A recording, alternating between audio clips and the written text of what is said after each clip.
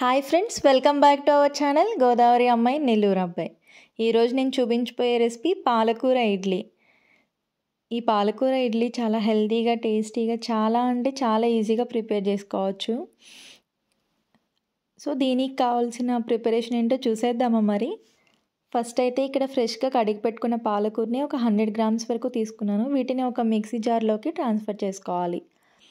దీనిని గ్రైండ్ చేసుకోవడానికి మనం చాలా తక్కువ వాటర్ యాడ్ చేసుకోవాలి. జస్ట్ ఒక 2 స్పూన్స్ అయితే సరిపోతుంది. ఎందుకంటే మరీ ఎక్కువ వాటర్ యాడ్ చేసుకున్నా సరే మనం దీన్ని ఇడ్లీ బ్యాటర్లోకి మిక్స్ చేసుకున్నప్పుడు లూజ్గా అయిపోతుంది. సో ఈ కన్సిస్టెన్సీ అయితే సరిపోతుంది.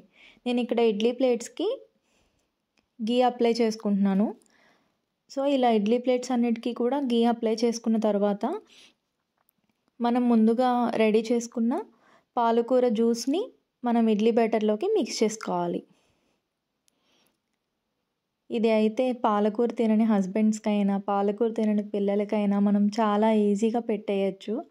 పిల్లలకైతే గ్రీన్ ఇడ్లీ అని చెప్పి పెట్టచ్చు. హస్బెండ్స్ కూడా చాలా ఇష్టంగా ఎమ్మీగా తింటారు. సో వీడియోలో చూపిస్తున్న విధంగా ఇలా మిక్స్ చేసుకోవాలి.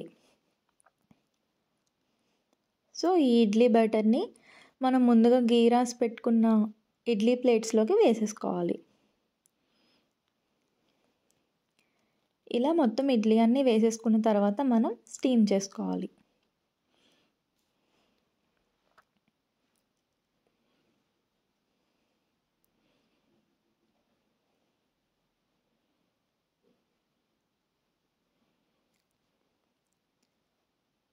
చూసారు కదా, మన పాలకూర ఇడ్లీ అయితే రెడీ అయిపోయింది.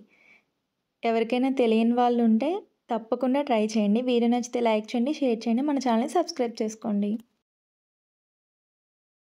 Thanks for watching.